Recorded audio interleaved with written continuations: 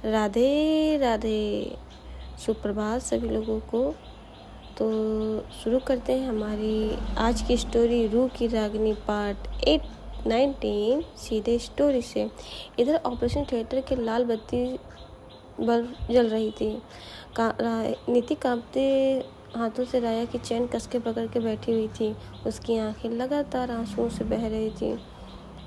तो कहते हैं ना कि कभी कभी एक पल सब कुछ बदल देता है, रिश्ते, मोहब्बत और ज़िंदगी का भरोसा। अंदर राया का ऑपरेशन हो रहा था। नीति बाहर बेंच पे बैठी, हाथ में उसका लॉकेट लिए बस रोए जा रही थी। अचानक हॉस्पिटल के दरवाजे से शिया भागती हुई आती है। शिया, नीति कैसी है राया? डॉक्टर ने क्या कहा? पर नीति को कुछ बोल पाना बहुत मुश्किल था। वो चुपचाप बस राया के लॉकेट को देखते मुट्ठी दबा देती है। डॉक्टर ऑपरेशन थिएटर से बाहर आता है। चारों तरफ चुप्पी छा जाती है। पेरेंट्स, जो कि उसकी माँ और दीदी थी वहाँ पे, दोस्त जो शिया, उसकी सबकी आंखें डॉक्टर पे टिकी होती है। डॉक्टर, मामला बहुत नाजुक है। गोली दिल के बेहद करीब फंसी है। हम कोशिश कर रहे हैं, लेकिन अब फैसला ऊपर वालों के हाथ में है। भाई साहब, ये सुनते ही नीति घुटनों पे बैठ जाती है। शिया उसे संभालती है, लेकिन खुद की आंखों से भी उसके आंसू बह रहे थे। उसकी माँ, उसकी दीदी, सब एकदम से जैसे टूट से गए हों। तभी नीति को सीधे बेंच बैठाया जाता है। राया उसको बहुत ही लाजमी तरीके से हग करती होती है। नीति को कुछ फ्लैशबैक्स आने लगते हैं, जैसे राया नीति की मुलाकात, वो मासूम सा मुस्कुराना, दोनों का एक दूसरे को छू कर देखना, नीति का गिटार बजाना, नीति को देखना, ये सब उसको धीरे धीरे याद आता है। और वो पल जब राया ने पहली बार कहा था, नीति तुम मेरी दुनिया हो। और फिर अचानक से गोली की आवाज़, नीति की चीख गूंजती, वो चिल्ला बैठती है, राया, और सब उसको शांत करते हैं। जी हाँ, उस वक्त नीति को संभालना भी बहुत मुश्किल हो रहा था उनके लिए।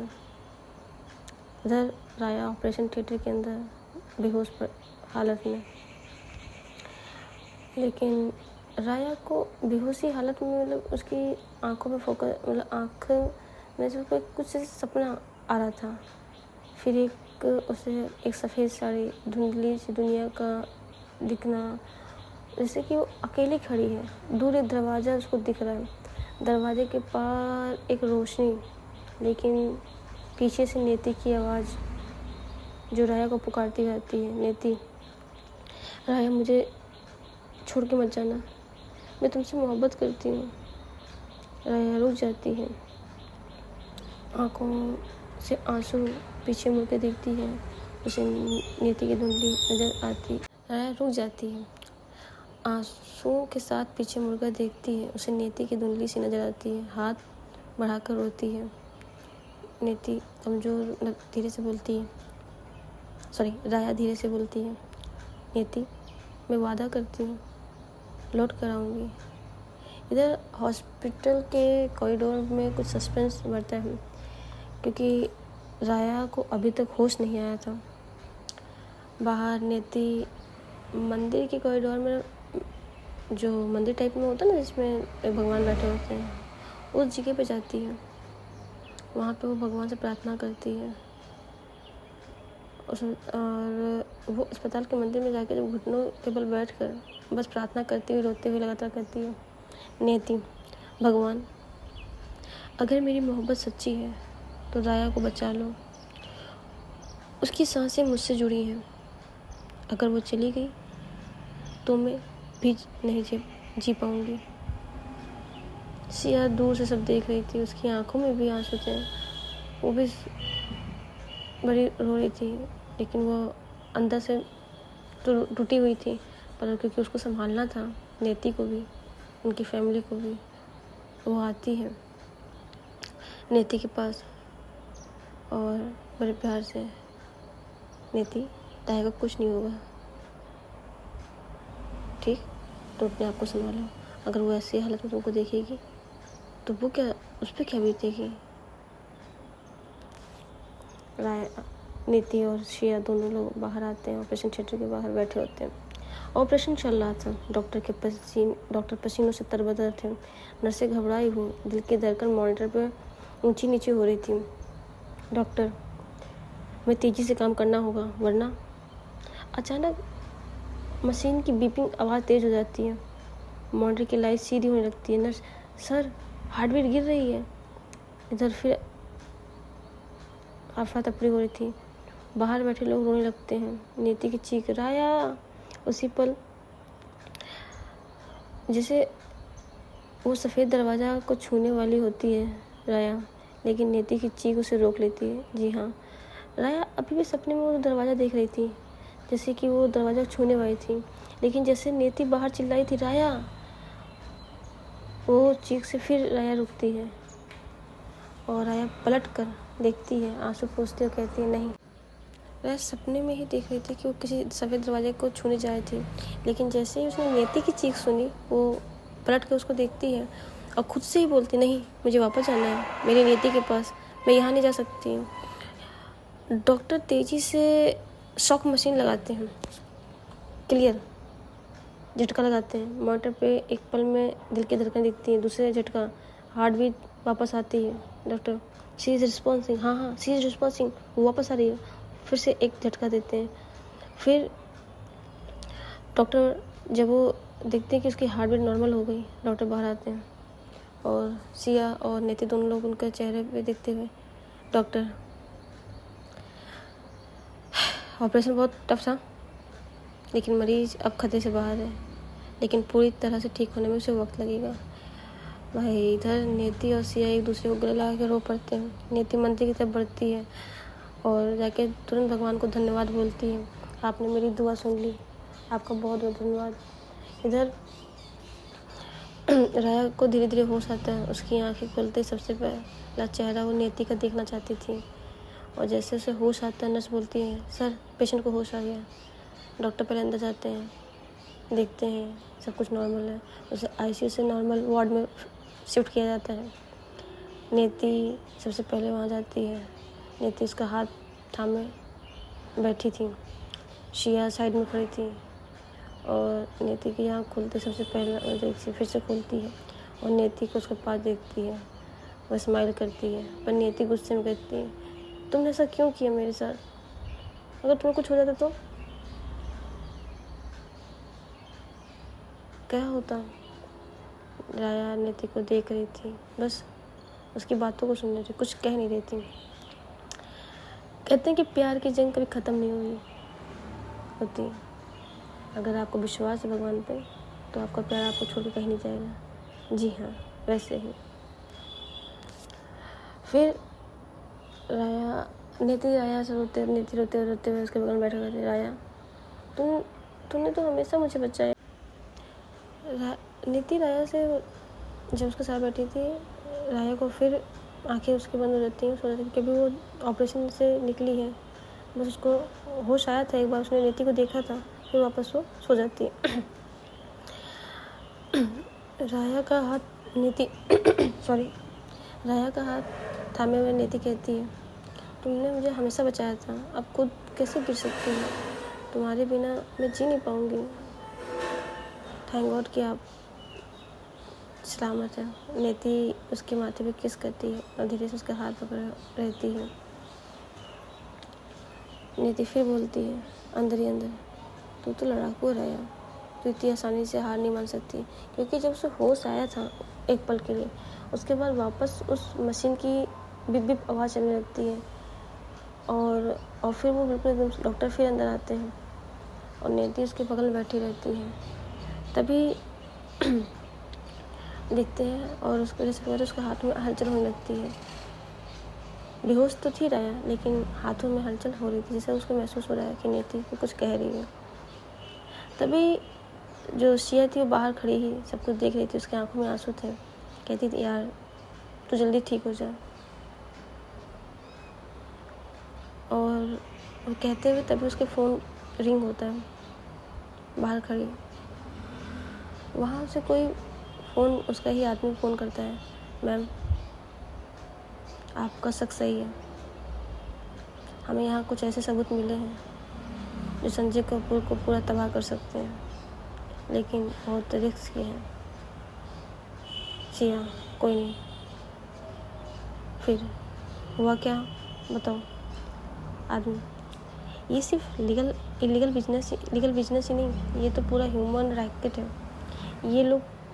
और एक सबसे चौंकाने वाली बात मैम, ये लोग इस 26 जनवरी को अटैक की प्लानिंग कर रहा है। मेरे पास सबूत भी है। और सिया गुस्से में, कोई बात नहीं, जल्दी से सबूत इकट्ठा करो फिर देखते हैं।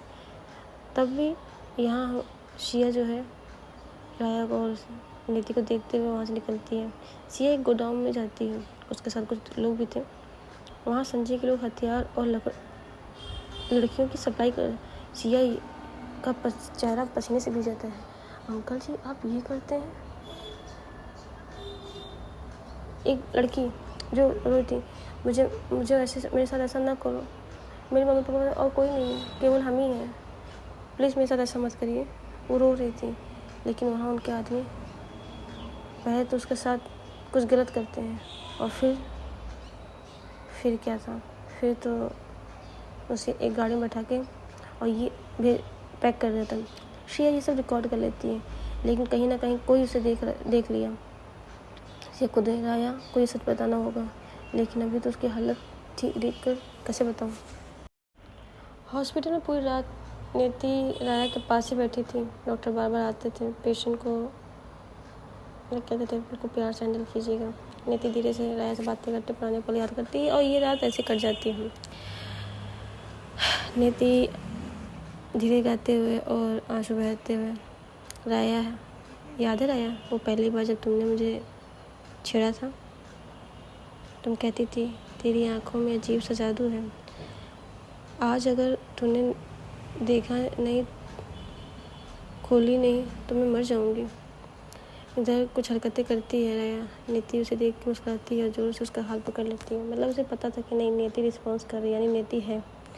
तभी हाँ, दूसरी साइड जो सिया है वो पुराना CCTV पूरे निकालती है, जिसमें संजय कपूर एक आदमी से मीटिंग कर रहे हैं। प्लान साफ साफ दिखता है, क्योंकि वो प्लान चल रहा था कि ये रैली में प्रधानमंत्री और संजय कपूर, जी हाँ, राया के फादर्स भी वहाँ बैठे हुए। सिया डर जाती, ओह माय गॉड, ये सच है तो बहुत बड़ा ब्लास्ट होगा। अब सिया डीव करती, सोचती है क्या किया जाए, पुलिस को फ़ोन किया जाए। सिया पुलिस को कॉल करने की कोशिश करती है, लेकिन संजय कपूर के आदमी फिलहाल उसे घेर लेते हैं। और भैया फिर जिसे देखते हैं कि उसके कुछ लोगों ने देखा, सिया भागती है और अपने फुटेज को उस पेन ड्राइव को निकालती है और किसी तरह बचा कर चुप्पे उन लोगों को देखते हुए वो हॉस्पिटल लौट जाती है। अभी संजय कपूर के आदमी ने नहीं देखा था वो कौन है, बस ये था कि हाँ कोई वहाँ पे उसकी बातों को देख रहा है। इधर हॉस्पिटल के बाहर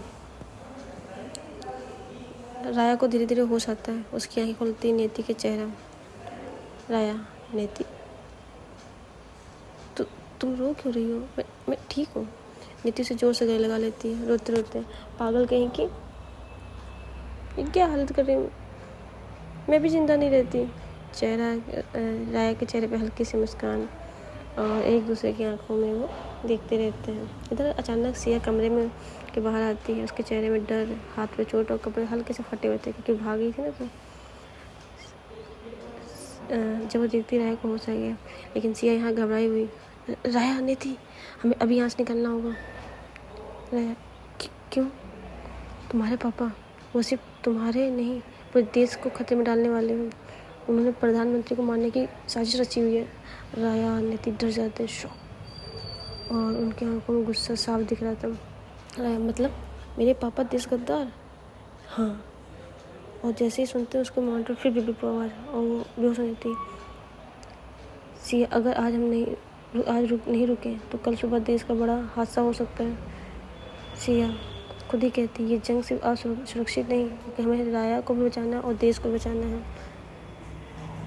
सिया कहती है अभी हम लोग रात में यहाँ से निकलेंगे, जब सब लोग, क्योंकि हम लोगों का पीछा यहाँ अपने पापा के गार्ड कर रहे हैं। राया डरने का वक्त नहीं, हम लोग पूरी तरह से हम यहाँ रुकेंगे और काम करेंगे। सिया, तीनों लोग बैठे होते हैं और रात में निकलने का प्लान बनाते हैं। और उनके पास एक नक्शा होता है अस्पताल का, बैक गेट कहाँ है देखती है सिया। रास्ता साफ है, वहाँ हमें एक कार मिलेगी, लेकिन हम चुपचाप निकलना हो, कोई किसी को आवाज़ नहीं। तीनों एक दूसरे को देखते हैं।